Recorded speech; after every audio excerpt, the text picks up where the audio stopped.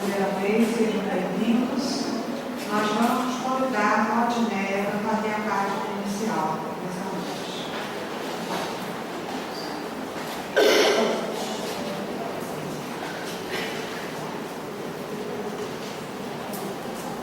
Deus, acima dos problemas da vida e do destino, ergue-se a questão de Deus. Se estudamos as leis da natureza, se perseguimos a beleza ideal na qual todas as artes se inspiram, em toda parte e para sempre, acima e além de tudo, encontramos a ideia de um ser superior, necessário e perfeito, fonte eterna do bem, do belo e do verdadeiro, a quem se identificam a lei, a justiça, a suprema razão.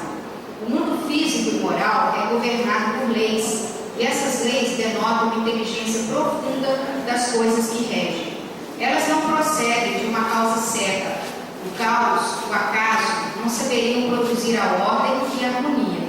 Elas não emanam dos homens, seres passageiros, limitados no tempo e no espaço, não poderiam criar leis permanentes e universais. Para explicá-las, logicamente, é preciso remontar até o ser gerador de todas as coisas. Não se poderia conceber a inteligência sem personificá-la num ser, mas esse ser não vem se juntar à cadeia dos seres. Ele é o Pai de todos, a própria fonte da vida. Não se deve compreender a personalidade aqui no sentido de um ser que possui uma forma, mas muito mais como um conjunto das faculdades que constituem o todo consciente. A personalidade, na mais alta acepção dessa palavra, é a consciência, e é nesse sentido que Deus é uma pessoa, ou melhor, a personalidade absoluta, e não um ser que tem uma forma e limites. Deus é infinito e não pode ser individualizado, quer dizer, separado do mundo, nem subsistir à parte. Leon Denis, no livro Depois da Morte. Vamos elevar os nossos pensamentos a Deus de volta.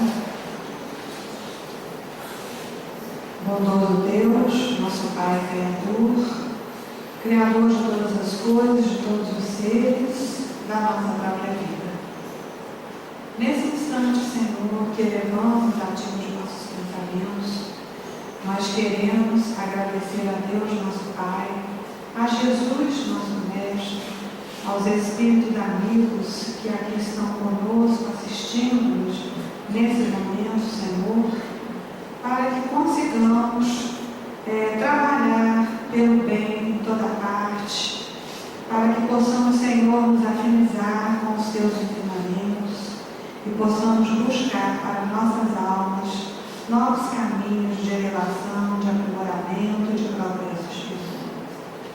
Abençoa-nos, Jesus, nessa noite, amparando os lares e famílias, os idosos, as crianças, os pais e as mães, os que acabam de nascer e os que acabam de chegar, aos doentes do corpo e da alma, aos bons e maus, justos e injustos, céticos e crentes, algozes e vítimas, os que se aproximam da tua lei, os que estão a mais de tempo.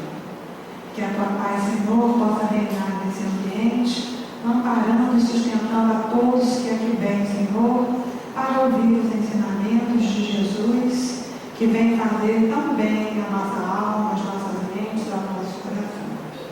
Fica conosco, Jesus, abençoando a nossa comunidade de Antônio Jesuense, o nosso Brasil, o nosso mundo, os nossos dirigentes do nosso estado, do município, da nossa nação, que todos, Senhor, possam ser amparados e protegidos, agora e sempre. Nós, por tudo isso, te pedimos, Senhor da vida, por tudo te agradecemos nessa hora, pedindo que a assistência maior dos Espíritos amigos possam envolver Maria Lúcia nesse instante, levando a ela, Senhor, a salvação de nosso Senhor Jesus Cristo, em bênçãos de luz e de paz, hoje e sempre.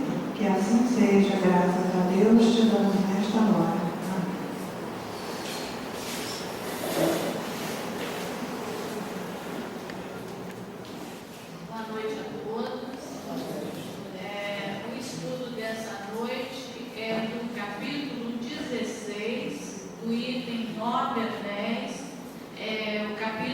Não se pode servir a Deus e e a Mamon. E nós vamos ficar com o item a verdadeira propriedade. O Evangelho é muito claro quando ele diz que nós não podemos servir a Deus e Mamon. Mamon é a riqueza, é o dinheiro. Seria condenado ser rico? Seria pecado ser rico? Não, não é nada disso. No decorrer do estudo, nós vamos ver que Jesus queria nos dizer que o dinheiro é um instrumento e que nós não podemos ser escravos dele. No Livro dos Espíritos, na questão 814, Kardec pergunta aos espíritos: por que Deus concedeu a uns a riqueza e o poder, e a outros a miséria? E os espíritos nos respondem: para provar a cada um de maneira diferente. Aliás, vós o sabeis, essas provas são escolhidas pelos próprios espíritos que muitas vezes sucumbem ao realizá-las. Então nós sabemos que quando nós estamos no plano espiritual, como espírito, nós temos uma visão mais ampla da nossa vida espiritual. E nós escolhemos as nossas provas, muitas vezes de riqueza, muitas vezes de miséria. E quando nós chegamos aqui, nós achamos muito difícil passar por essas provas. Se a gente quiser enumerar as dificuldades, é só a gente pegar as obras de André Luiz, que nós vamos ver que muitos escolheram no plano espiritual, chega aqui, são envolvidos pela vida material e não conseguem cumprir o que foi proposto na sua escolha. Na questão 815, Kardec pergunta: qual dessas duas provas é a mais perigosa para o homem? A da desgraça ou da riqueza? E os espíritos respondem: tanto uma quanto a outra. A miséria, a murmuração contra a providência, e a riqueza leva a todos os excessos. Então nós vamos ver que muitas vezes o espírito escolhe uma vida de privações, de dificuldades financeiras, até de miséria, e quando chega aqui, ele não consegue passar por essa prova sem lamentação, sem murmuração. E aí nós vamos ver que muitas vezes, quando nós escolhemos a prova e chegamos aqui e começamos com lamentações, com reclamações, nós estamos revoltados contra Deus, né? E foi uma escolha nossa, foi uma prova que nós escolhemos no plano espiritual. E a riqueza pode nos levar a um excesso muito grande, né? De nós termos o poder, de nós termos o dinheiro e acharmos que a moeda vai comprar qualquer coisa em nosso favor. Se o rico sofre mais tentações, não dispõe também de mais meios para fazer o bem, já que o rico tem tanto dinheiro, tem facilidade para tudo aqui na terra, não seria o caso também dele ter mais meios de fazer o bem? E os espíritos nos respondem: é justamente o que nem sempre faz. Torna-se egoísta, orgulhoso e insaciável. Suas necessidades aumentam com a fortuna e julga não ter o bastante para si mesmo. Então nós vamos ver, aqui nós não vamos generalizar, mas nós vamos ver que o dinheiro acusa a pessoa a ficar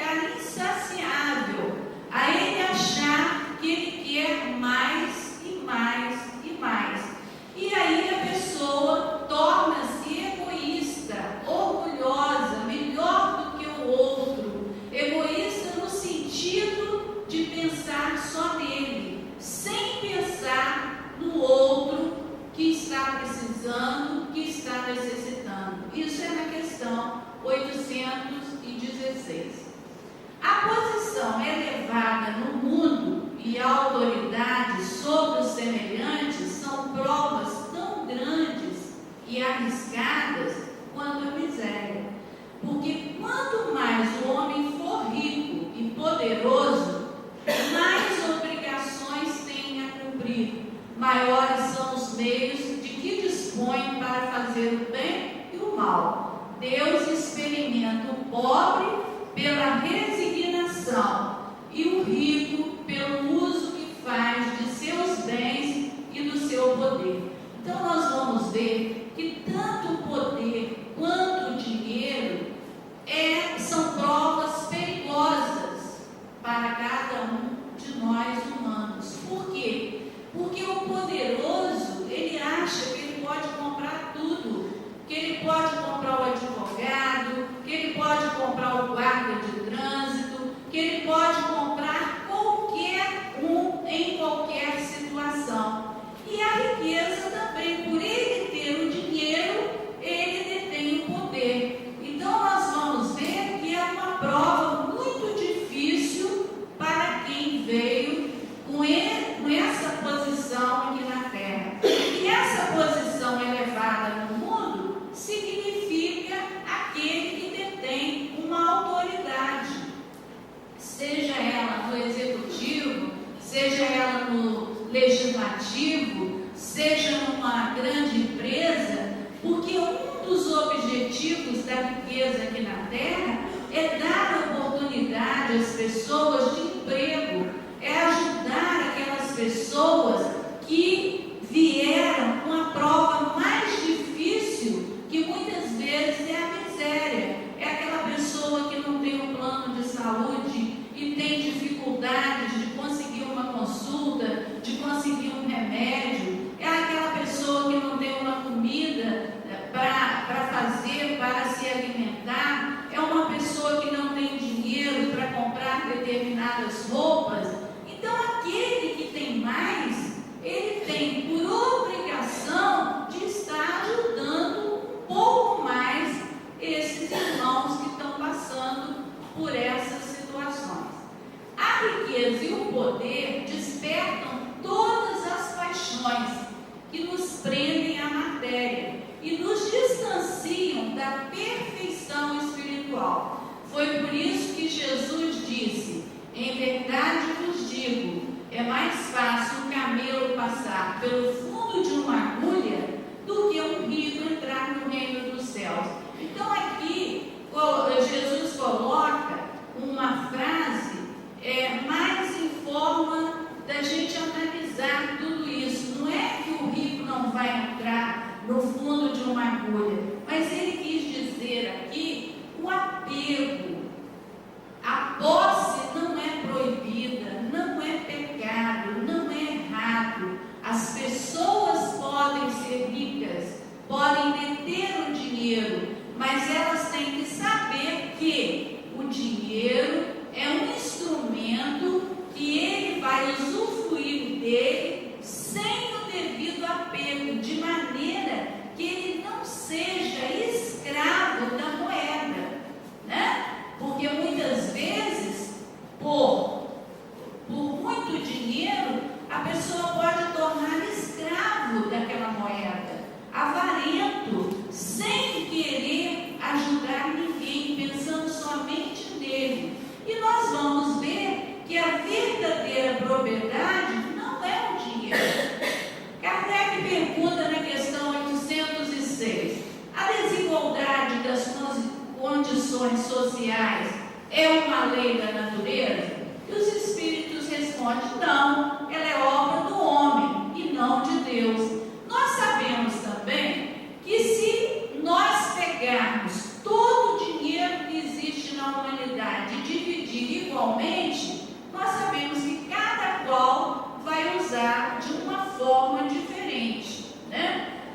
Haja visto as heranças que as pessoas recebem, que às vezes todos recebem a mesma quantia e cada um vai usar de acordo com o que ele vive. Às vezes, uns recebem uma herança muito grande e de um dia para outro acabam com aquilo tudo.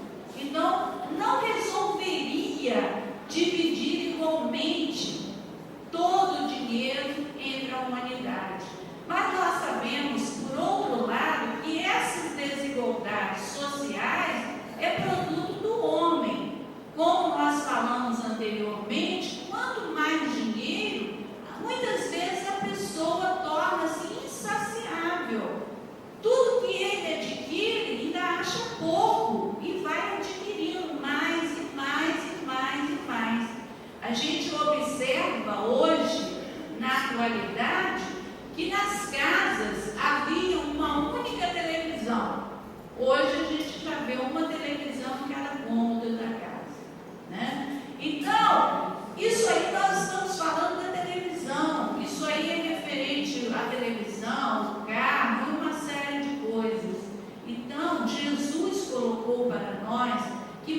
muitas vezes nós pecamos pelo supérfluo.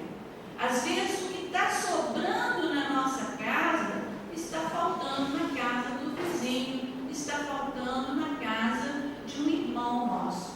E aí ele coloca: não parece natural que os espíritos escolham as provas menos penosas?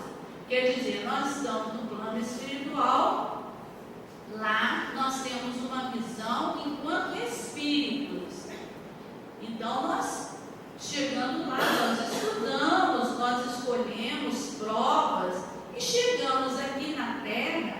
A Terra nos atrai, existem os atrativos aqui na Terra, os bens materiais. E aí nós envolvemos de tal forma que esquecemos que nós temos um espírito. E o Evangelho fala muito bem: cuidar do corpo e do espírito. Porque nós sabemos que o espírito é que comanda o nosso corpo. Se o espírito comanda o nosso corpo, tem que estar em sintonia tanto o nosso corpo quanto o nosso espírito. Assim como nós temos a preocupação de tomar o nosso banho, de lavar a nossa cabeça, de passar um batom, de nos arrumar para o nosso corpo ficar bonito, nós temos também que embelezar a nossa alma. Como que nós vamos embelezar a nossa alma? Através do investimento espiritual para ela. A gente estudando, a gente compreendendo essa vida material e principalmente a vida espiritual. Porque nós saímos do plano espiritual, viemos para aqui temporariamente e retornaremos ao plano espiritual. Então a nossa verdadeira vida não é aqui da Terra, é do plano espiritual. E Kardec continua no Livro dos Espíritos, na questão 807. E pensar dos que abusam da superioridade de sua posição social para oprimir o fraco em seu proveito. Aquelas pessoas que detêm cargos elevados, que oprimem o subalterno, que oprimem aqueles que estão na sua dependência. E os espíritos respondem: infelizes deles serão oprimidos por sua vez e renascerão numa existência em que sofrerão tudo que fizeram sofrer. E aí a gente vê todo dia, toda hora, pessoas que estão numa condição de submissão de um chefe e muitas vezes sofrem com aquela chefia. Mas nós não sabemos, né, a causa daquele sofrimento, porque nós sabemos que tudo existe uma causa e tudo existe um efeito. Nós não sabemos em que situação aquela pessoa também teve para oprimir e hoje está sendo oprimido. E aí, no Evangelho, no capítulo 16, item 9, existe essa pergunta: qual a verdadeira propriedade do homem? Nada do que é para o uso do corpo, tudo que é para o uso da alma. Então, quando nós desencarnarmos, nós não levaremos nada do que nós adquirimos aqui na Terra. Nós não vamos levar dólar, nós não vamos levar real, nós não vamos levar joia, nós não vamos levar nada. E aí nós vamos ver realmente a verdadeira propriedade. O homem só possui como propriedade o que pode levar deste mundo. Então nós só possuímos aqui na Terra o que nós podemos levar com o nosso espírito. O que ele desfruta durante a sua permanência na Terra, ele é forçado a abandonar tudo isso. Ele tem apenas o seu usufruto e não a posse real. E realmente nós não temos a posse real, visto que muitas riquezas,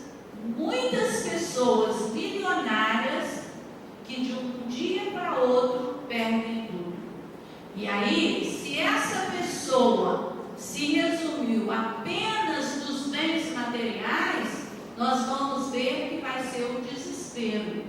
Quantas pessoas não recorrem ao suicídio por causa da perda de riquezas? Então, nós temos que entender que o dinheiro é um instrumento para nós usarmos e fazer o bem aos outros. Nós não podemos ser escravos dessa moeda. E as verdadeiras propriedades, quais são? A inteligência que vai conosco, os conhecimentos que nós adquirimos aqui e as qualidades morais. São essas três propriedades que nós devemos estar cultivando, devemos estar nos preparando para levar na nossa bagagem. Nenhuma outra nós levaremos. O que ele traz e o que ele leva consigo, o que ninguém tem o poder de lhe tirar e o que lhe servirá mais ainda no outro mundo que neste. Então nós vemos que essas três propriedades ninguém pode nos tirar. Nós podemos sofrer calúnia, nós podemos sofrer inveja, nós podemos sofrer uma série de rivalidades, mas essas três propriedades ninguém pode tirar do ser humano.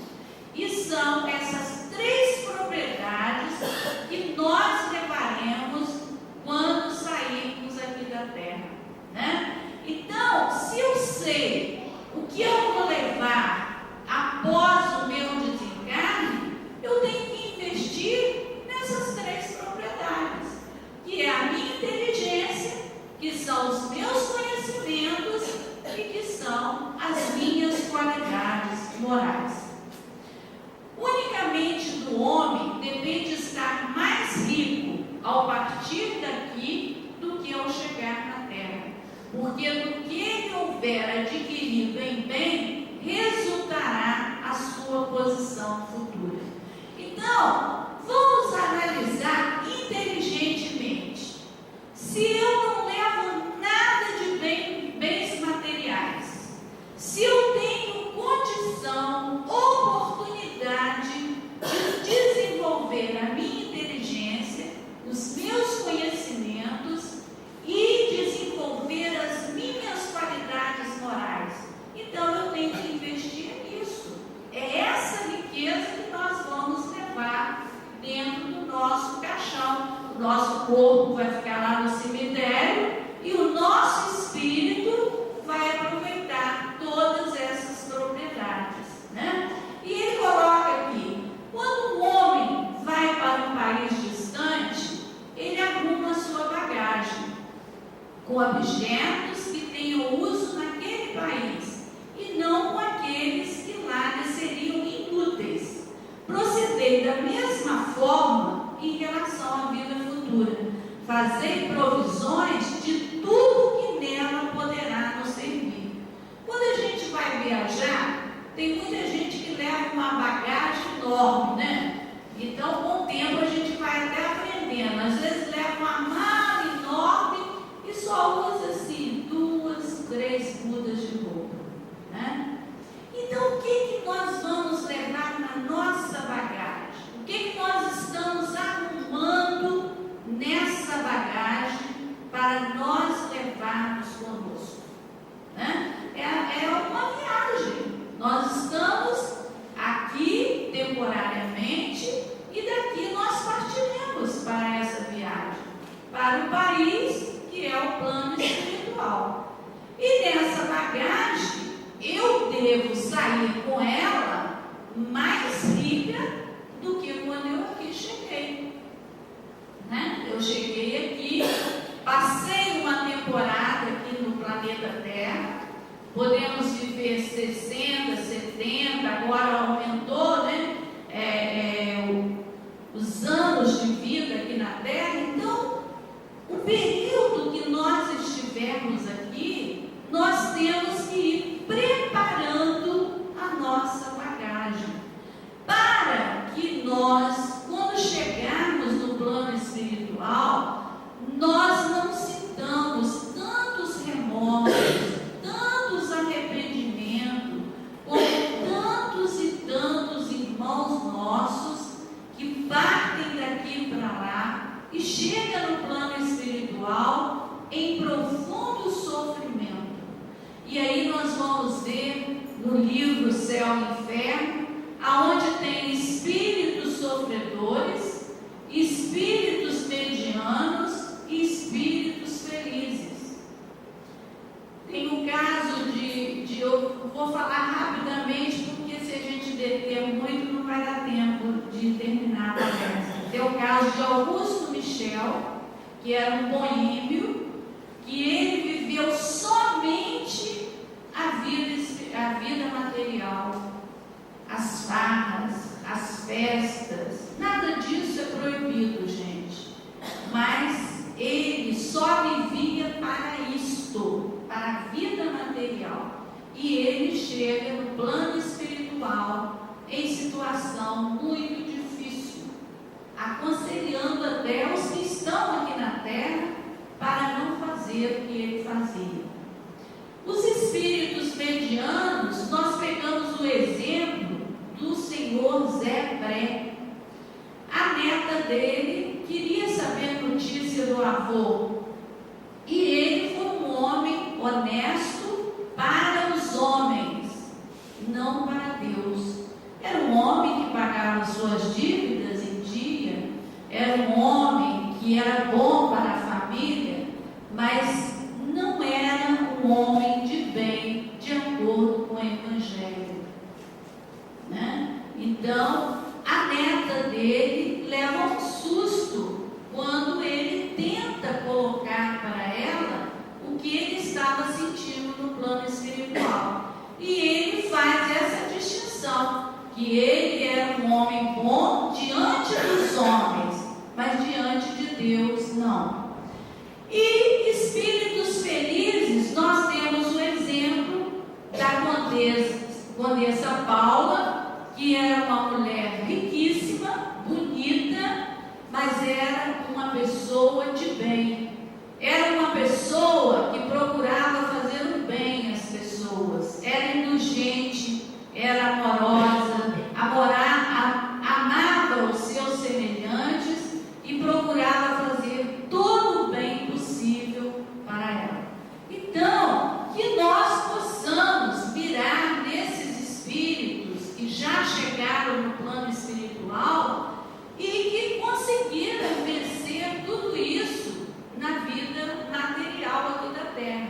Porque nós temos que viver a vida material, viver no mundo, ser do mundo, mas não pertencer ao mundo, sabendo que nós estamos aqui por um tempo, mas temos um espírito e que esse espírito tem vida no plano espiritual. Continuando, ao viajante que chega a um albergue, se ele pode pagar, é dado um bom alojamento. Ao que tem menos recursos, é dado um não tão bom quanto o primeiro. E aquele que nada tem, é deixado ao relento. Assim acontece ao homem na sua chegada ao mundo dos espíritos. O seu lugar depende das suas posses, mas não é com o outro que ele pode pagar. Então, que nós tenhamos consciência de que a moeda, o dinheiro, ele pode comprar aqui na terra, mas diante de Deus são outras propriedades que não é o dinheiro, a moeda que nós usamos aqui. Então nós vamos ver que no plano espiritual ninguém vai perguntar quanto tinha na terra. Sua poupança era alta? Você tinha dinheiro aplicado na bolsa de valores? Que posição ocupavas? Era príncipe ou operário? No entanto, lhe será perguntado: o que trazes? Não se calculará o valor dos seus bens, nem dos seus títulos, mas a soma das suas riquezas.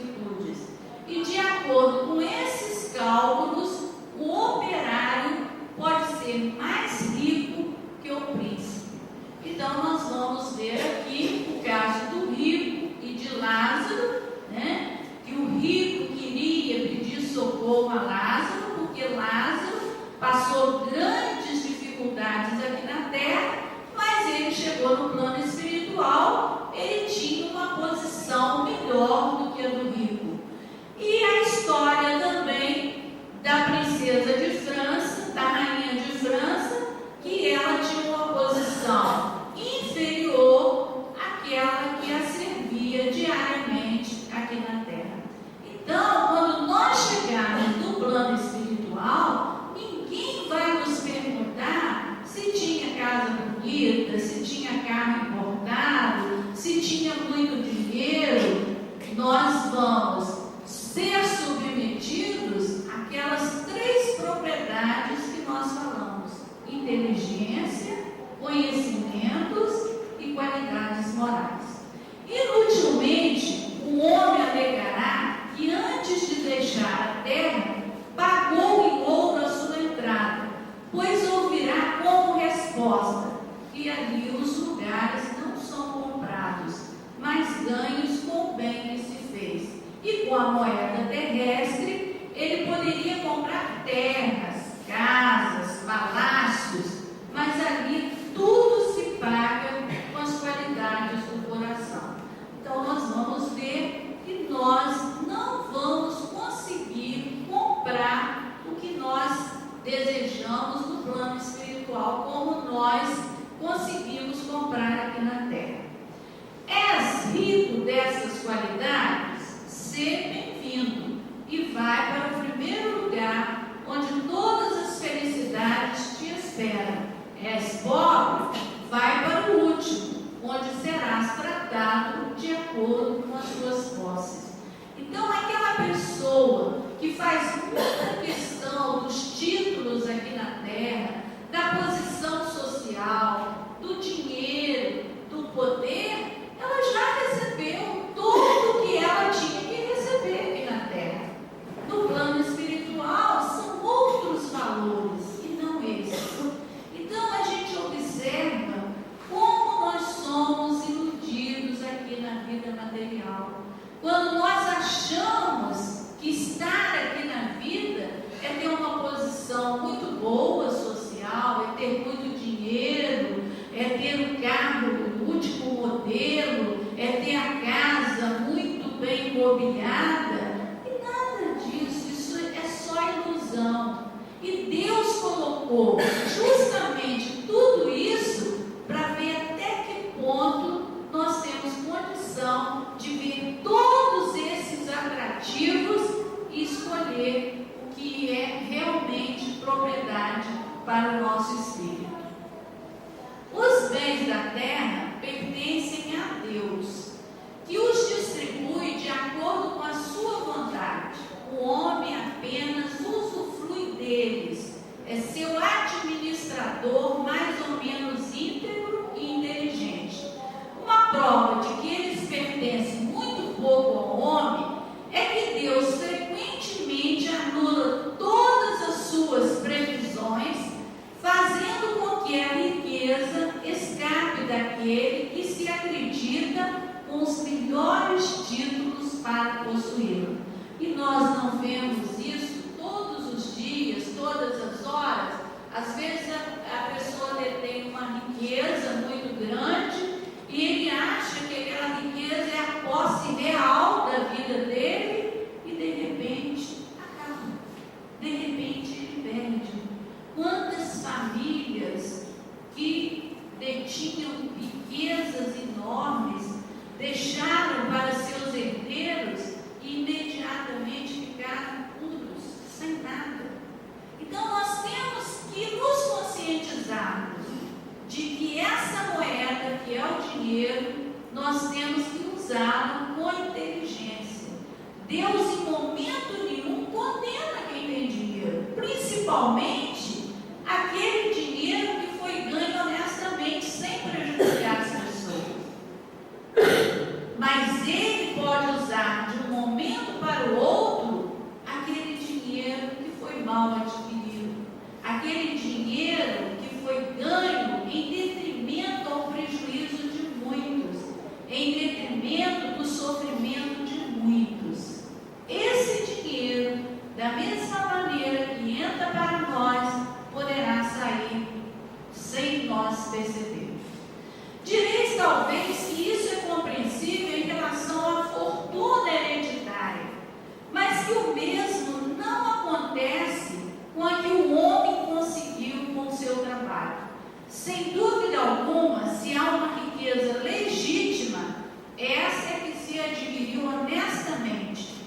porque uma propriedade só é legitimamente adquirida quando para conquistá-la não se prejudicou ninguém. Serão pedidas contas até um centavo mal adquirido em prejuízo de alguém. Mas por que um homem deve sua riqueza a si mesmo? Terá alguma vantagem ao morrer?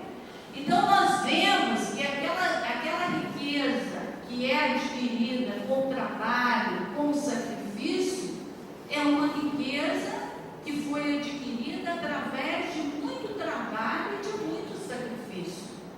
Não é quantas, tantas e tantas que são adquiridas usurpando do outro, aproveitando do outro, dando prejuízo ao outro, vendendo coisas que não estão de acordo com aquele preço. Então, tudo isso são dinheiros que são adquiridos, mal adquiridos, né? Os cuidados que ele toma para transmiti-lo aos seus descendentes, no caso da herança, frequentemente não são inúteis, pois se Deus não quiser que eles a recebam, nada poderá prevalecer contra a sua vontade. Poderá ele usar e abusar da sua fortuna impunemente durante sua vida, sem ter que prestar contas? Não, porquanto, permitindo-lhe adquiri-la, Deus pode ter querido recompensá-lo durante esta vida por seus esforços, sua coragem e sua perseverança. Mas se ele serviu-se dela apenas para a satisfação de seus sentidos e do seu orgulho, se ela se tornou em suas mãos um motivo de queda, valeria não tê-la possuído. Ele perde de um lado o que ganhou do outro, anulando o mérito do seu trabalho, e quando deixar a terra, Deus lhe dirá que já recebeu a sua recompensa. Isso é uma mensagem do Espírito Protetor, Bruxelas, em 1861. Então nós vamos ver que o dinheiro, ele é para ser movimentado, ele é para nós movimentarmos para o nosso bem-estar, mas também ajudando o outro. E aí, nós não vamos citar aqui somente o dinheiro, a moeda, mas tudo que nós adquirimos, né? Se nós temos 2 blusas, 3 blusas, 4 blusas, nós compramos mais 2, por que não tirar aquelas que nós estamos usando menos e dar para aquele que não tem nenhuma? Se nós compramos uma geladeira mais moderna possível, por que não tirar aquela geladeira em bom funcionamento e doar para uma pessoa que não tem? Então nós vamos ver que tudo isso aí constitui um movimento, que são os bens materiais, que aquilo que está sobrando na nossa casa, aquilo que é supérfluo na nossa casa, ela vai ter muito valor para aquele irmão que não tem. Às vezes não tem uma geladeira para tomar uma água gelada, e às vezes nós temos 2, 3 dentro da nossa casa. Então, tudo isso, todo esse bem material, nós podemos estar constantemente movimentando para que seja útil não só a mim, mas seja útil também àquele outro que precisa mais, né? A lei divina possui um recurso que nos faz parar para refletir sobre os nossos atos e as consequências geradas por eles. A dor. Nós precisamos observar a dor que campeia as nossas vidas. A dor física, a dor moral, todo tipo de dor. O homem é quase sempre o obreiro da sua própria infelicidade. Nós sabemos que nós temos compromisso com a nossa vida aqui na Terra. Ninguém aqui caiu de paraquedas aqui nesse planeta. Nós tivemos uma programação de vida.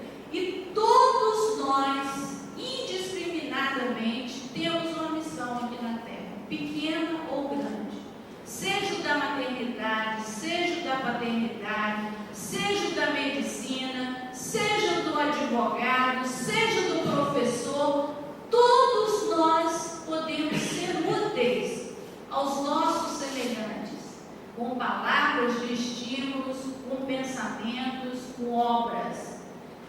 Haja visto o Evangelho diz: fora da caridade não há salvação.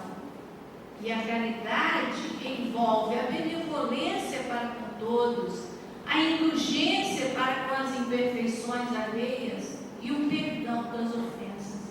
Então, todos nós podemos colocar essa caridade, que é o amor que Jesus colocou para nós, em movimento. E é isso que Ele quer de nós, unicamente isso. O primeiro mandamento: amar a Deus sobre todas as coisas e ao próximo como a nós mesmos.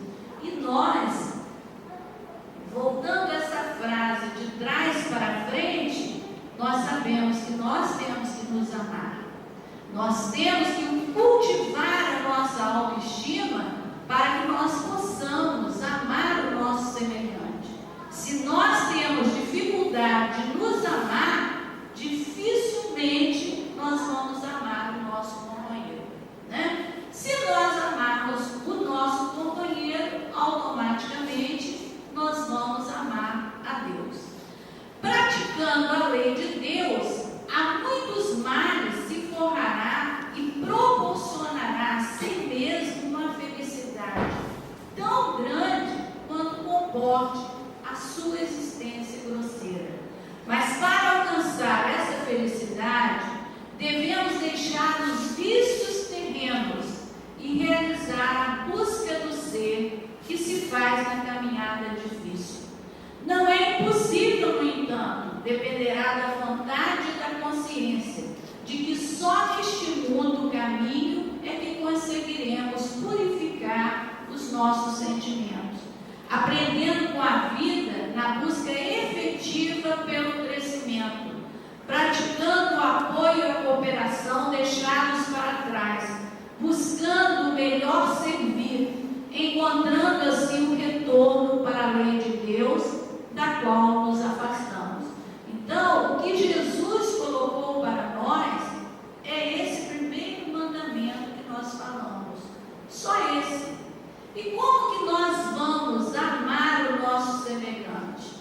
Nos conhecendo melhor, achando dentro do nosso íntimo, mais íntimo, a nossa essência, os nossos conflitos, os nossos traumas, os nossos complexos de culpa, os nossos complexos de superioridade, para que nós possamos aceitar o outro como realmente ele é, e não como nós achamos que deve ser, né?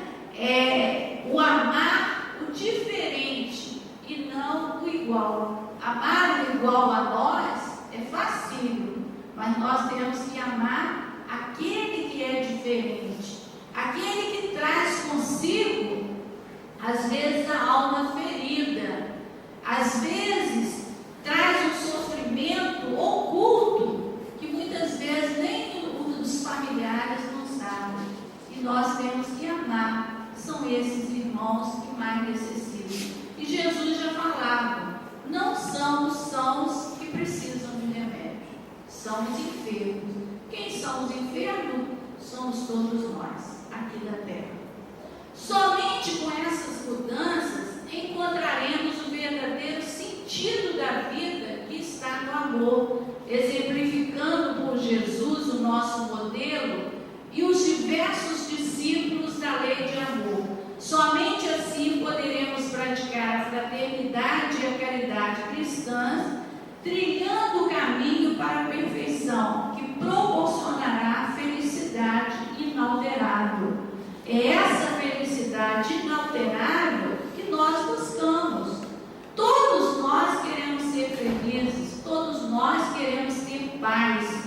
E a felicidade e a paz nós não achamos para comprar, é uma conquista de cada um de nós enquanto espíritos imortais.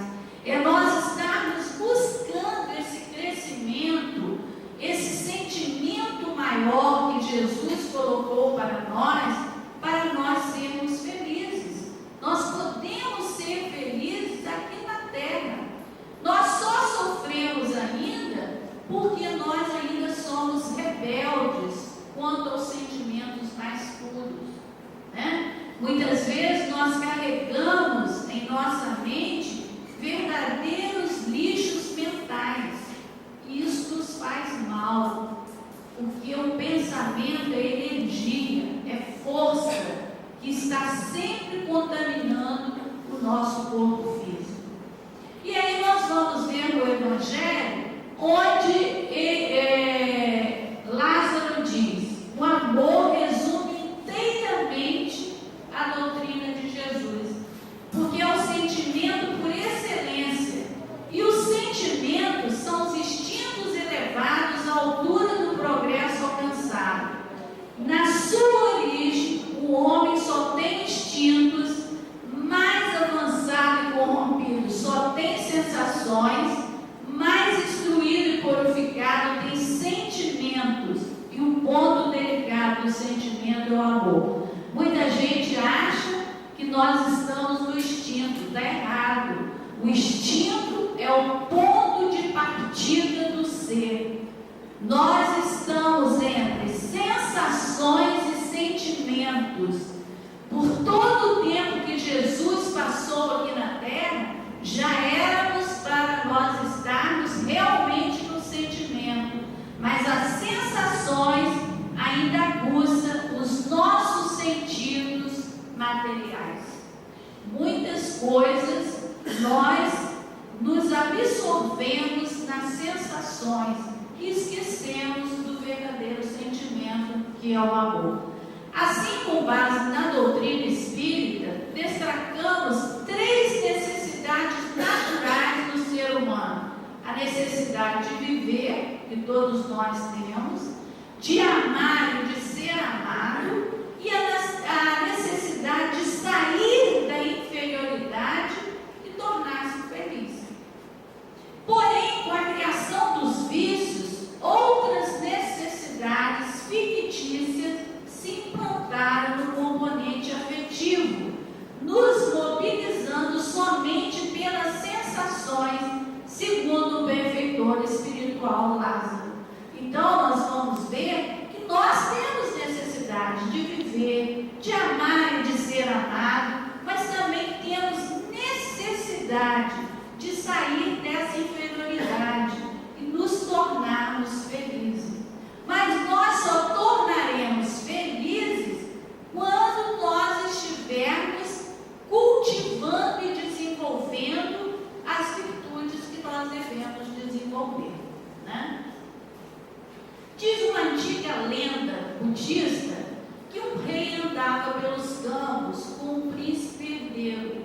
Então uma criança de 10 anos de idade mostrava a ele todo o reino. Este, encantado com tanta coisa, pergunta ao pai: pai, tudo isso é seu? O rei então responde: não, filho, só peguei emprestado. Vivemos em um mundo movido pelo dinheiro. A maior aspiração da humanidade é ficar extremamente rica e, de preferência, rapidamente, com o menor esforço possível. Ao longo dessa caminhada, nem sempre muito ética, vamos deixando para trás valores simples e saudáveis e nos apegando às coisas supérfluas, que nos afastam do nosso verdadeiro destino e, pior, nos fazem perder a saúde física e mental. Essa corrida impensada atrás do dinheiro nos faz viver como se nunca fôssemos morrer, e morrer como se nunca tivéssemos nascido. Então nós corremos tanto atrás do dinheiro e de uma hora para outra vem uma doença grave. E aí nós entramos em desespero se nós não temos uma fé, um equilíbrio necessário. Por quê? Porque o dinheiro, muitas vezes, ele não vai comprar o que nós precisamos em matéria de saúde. Então nós temos que ter consciência de que nós não devemos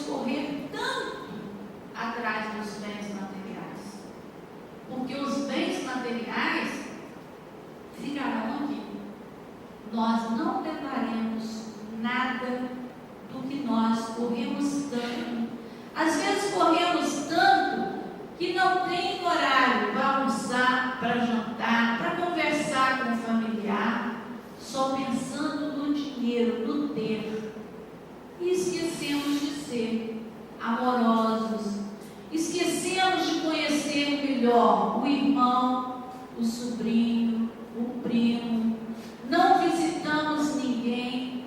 Às vezes, aquela pessoa que está ao nosso lado, nós não a conhecemos. Nós falamos da pessoa, falamos algumas características, mas não sabemos das suas necessidades mais íntimas que o Espírito traz consigo. E aí nós corremos tanto atrás do ter, sem valer muito a pena. O que vale a pena, nós deixamos muitas vezes passar em algumas oportunidades. O Espiritismo nos explica que a nossa verdadeira propriedade está nos nossos conhecimentos, nos sentimentos vivenciados e nas situações experienciadas. Se refletirmos um pouco, chegaremos rapidamente a algumas conclusões. Verdadeiramente não possuímos nada nesse mundo. Vejamos quantas fortunas foram dilapidadas, quantas famílias milionárias perderam tudo num piscar de olhos. Além do mais, diz a série frase, caixão não tem gaveta. Pense no seu corpo físico, ele não é seu, ele nem chega a ser seu. Você o pegou emprestado das substâncias do planeta Terra, que sua mãe ingeriu pela alimentação, e você devolverá essas substâncias quando desencarnar. Portanto, a matéria é o instrumento que temos para nos aperfeiçoarmos durante a nossa existência na Terra. Cabe a você cuidar dele o melhor que puder, mas um dia ele fatalmente volverá ao manancial terráqueo. Nossos pais e filhos, eles também não são nossos. Por mais incômodo que seja isso, eles são criaturas independentes que em outras vidas tiveram outras personalidades e que nessa vida precisam evoluir tanto quanto você. E para isso vão sofrer, vão adoecer e um dia vão desencarnar, como todos nós. Todos nós. Eu me lembro uma palestra que a Emília falou aqui, é uma verdade. Todos nós na face da terra sofremos. Todos nós. Pode ser rico, pobre, preto, branco, ignorante, sabe? Todos nós sofremos. Todos nós vamos desencarnar. Uns vão primeiros, outros vão depois. E todos nós ficaremos idosos também. Por isso que a gente tem que ter muito carinho com aquelas pessoas que envelhecem. Porque hoje é novo, amanhã é idoso. Então que tenhamos caridade com as pessoas mais idosas. Tenhamos caridade com aquelas pessoas mais lentas do que nós, porque um dia nós poderemos também estar nessa lentidão. E refletindo sobre isso, chegamos à conclusão de que a única propriedade verdadeira é aquela que nós não enxergamos. Nós passamos por essas propriedades que nós falamos, a inteligência, os conhecimentos e as qualidades morais, mas não conseguimos enxergar.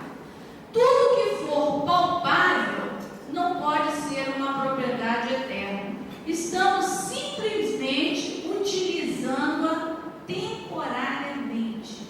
Então, tudo isso que nós vemos, tudo isso que o homem valoriza muito, sofre muito, corre muito, não é propriedade real. É uma propriedade temporária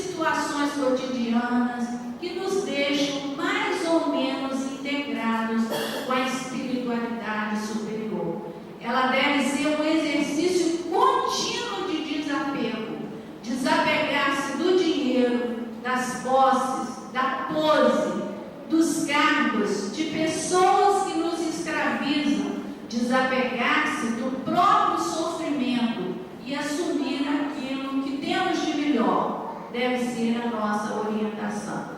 Preparemos para a nossa verdadeira vida, que é a vida espiritual, como dizia Jesus: meu reino não é deste mundo.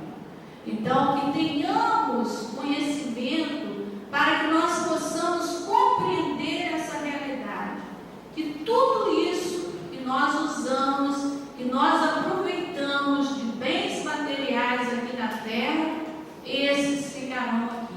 A única riqueza que nós levaremos na nossa bagagem são essas que muitas vezes não conseguimos enxergar, mas que ela vai ser valorosa para a nossa vida no plano espiritual. Que Deus nos abençoe.